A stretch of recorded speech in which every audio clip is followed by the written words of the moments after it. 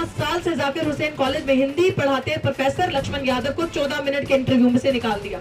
उनकी जगह आज किसी को परमानेंट कर दिया कि संगीत संतरों को पसंद नहीं आता जब दलित आदिवासी वंचित समाज के लोग सर उठा के चलते हैं और बात करते हैं, संविधान को बचाने के अपने हक अधिकार की बात करते हैं और अपने आने वाली पीढ़ियों को सही रास्ता दिखाते हैं। प्रोफेसर लक्ष्मण यादव इसी मंच से बोल कर गए थे ये बात कि ऋतु का नंबर आ गया। मैं इसलिए नहीं आया कि मैं ऋतु को बहुत हमदर्दी जताने आया हूँ, मैं इसलिए यहाँ पे आया हूँ, हो सकता है अगला नंबर मेरा भी हो, क्योंकि उनको ये चीज समझ में आ गई थी। मैं हमारे साथ जातिगत भेदभाव हो रहा है, हमें जाति के आधार पे हमारे पूरे पोटेंशियल को, जो हमारे अंदर मेरिट है, पोटेंशियल है, उसको टारगेट पे लाया जा रहा है, उसको खत्म किया जा रहा है। उससे पहले की देर हो जाए, हमारा साथ दो साथियों। काश अगर हमने सही वक्त में एक दूसरे का साथ दिया होता तो आज लक्ष्मण यादव जी के साथ ये स्थिति नहीं होती।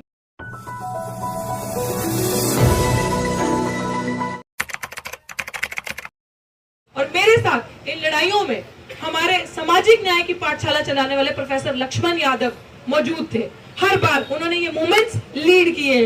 2019 का रोस्टर मूवमेंट हम सब ने लीड किया। प्रोफेसर लक्ष्मण यादव एक चेहरा है और लीड किया। और क्या सजा थी? देखिए, आपके समाज के प्रगतिशील जिन लोगों के अंदर साहस है, जो प्रोग्रेसिव है, जो अच्छी बात करते हैं, जो समाज की बात करते हैं, और वो खुलेआम यूट्यूब पे सामाजिक न्याय की पाठशाला चलाते हैं। और आज क्या किया? 14 साल से जाकिर हुसैन कॉलेज में हिंदी पढ़ाते प्रोफेसर लक्ष्मण यादव को 14 मिनट के इंटरव्यू में से निकाल दिया। उनकी जगह आज किसी को परमानेंट कर दिया। ये इंसाफ है? ये चीजें हो रही है हमारे साथ। क्यों? क्योंकि संगीत संतरों को पसंद नहीं आता जब दलित आदिवासी वंचित समाज के लोग सर उठा के चलते हैं और बात करते हैं, संविधान को बचाने के अपने हक अधिकार की बात करते हैं और अपने आने वाली पीढ़ियों को सही रास्ता दिखाते हैं। अपने आने वाली पीढ़ियों को बताते हैं कि किताबें तो ठीक है, लेकिन किताबों के, अगर आपने किताबें और डिग्री प्राप्त कर ली, उस डिग्री का मतलब सिर्फ नौकरी नहीं है। उस डिग्री का असली मतलब पे बैक टू सोसाइटी, समाज को जागरूक करना। जब हम जागरूक करते हैं, समाज को एक करने की कोशिश करते हैं, इस तरीके से हमारी बलि लगाते हैं। 4 दिन पहले उनका इंटरव्यू हुआ और लक्ष्मण यादव जैसे प्रोफेसर को निकाल दिया। और मैं एक छोटी सी क्लिप आप जरा मुझे फोन दे, मेरे फोन में क्लिप है, मैं चाहूंगी कि वो आप देखें। जब लक्ष्मण यादव यहाँ 6 नवंबर को मौजूद थे, जिस दिन हजारों की तादाद से यहाँ लोग मौजूद थे, जिस दिन हमने बहुजन अधिकार मार्च निकाला था, प्रोफेसर लक्ष्मण यादव इसी मंच से बोल कर गए थे ये बात कि ऋतु का नंबर आ गया। मैं इसलिए नहीं आया कि मैं ऋतु को बहुत हमदर्दी जताने आया हूँ, मैं इसलिए यहाँ पे आया हूँ, हो सकता है अगला नंबर मेरा भी हो, क्योंकि उनको ये चीज समझ में आ गई थी। ये जुल्म करने वाले कुछ भी कर सकते हैं किसी के साथ। ये लक्ष्मण यादव जी की आप सुनिएगा बात प्लीज। मैं चाहती हूँ आपकी बात सुने, वो क्या बोल के गए थे इस मंच से। ये जैसे ही ऑन होता है मैं आपको सुनाती हूँ, क्योंकि सबको ये चीज पता चल जाती है। अपनी नौकरी की परवाह किए बिना, अपने आप की परवाह किए बिना हम लड़े, हमने सर नहीं झुकाया, हमने समझौते नहीं किए। तो आज मैं यही चीज कहना चाहती हूँ अपने समाज से, ये मैं रिक्वेस्ट करना चाहती हूँ कि प्लीज आपको कुछ नहीं करना, लेकिन जब आपके समाज के बच्चे जीते जी आपको कहते हैं कि हमारी लाइफ स्टेक पे है, हमारे साथ जातिगत भेदभाव हो रहा है, हमें जाति के आधार पे हमारे पूरे पोटेंशियल को, जो हमारे अंदर मेरिट है, पोटेंशियल है, उसको टारगेट पे लाया जा रहा है, उसको खत्म किया जा रहा है। उससे पहले की देर हो जाए, हमारा साथ दो साथियों।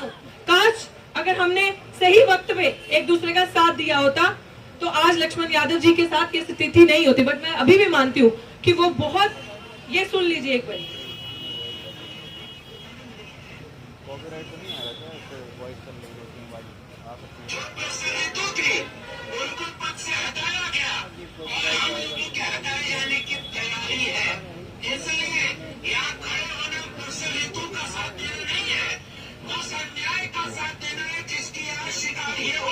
हो सकता है अगला नंबर हमारा हो, और अगर हम सब हार गए तो फिर किसी का नंबर होगा और पता नहीं आंदोलन खड़ा हो पाएगा कि नहीं। इसलिए इस आंदोलन को जीत में तब्दील कराना ही अब इसका मुकाबला है।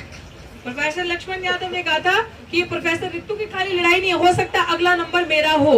6 नवंबर को ये बात कही और आज से ठीक 3 दिन पहले, आई थिंक 3 दिसंबर को उनका इंटरव्यू हुआ और आज ये है। लेकिन मैं चाहती हूँ और मुझे ये पता है कि जवाब तो देना पड़ेगा, और हमारे साथी इतने मजबूत हैं और हम लोग इतने सक्षम और मजबूत हैं हर तरीके से कि हमारा समाज अब जाग चुका है और जागा है और साथ है। हम हारेंगे नहीं, हम डट के इनसे पूछेंगे ये सवाल और अपनी पीढ़ियों को जागरूक करेंगे, हमारी जुबान बंद नहीं होगी। हम जिस रास्ते पे चल रहे हैं उस रास्ते पे चलते जाएंगे और मजबूती से अपनी बात आज भी रखेंगे, आगे भी रखेंगे। और अब पीछे का दरवाजा तो हमने देखा ही नहीं। जिसने हमारा अधिकार छीना है, जिसने हमारे साथ बेईमानी ठगी करी है, वो यहाँ पे अब रख कर देकर जाएगा। क्योंकि अब डिमांड नहीं करेंगे हम, अब क्लेम करेंगे हर अपनी चीज को। We have to claim, we don't have to demand now. जय भीम साथियों।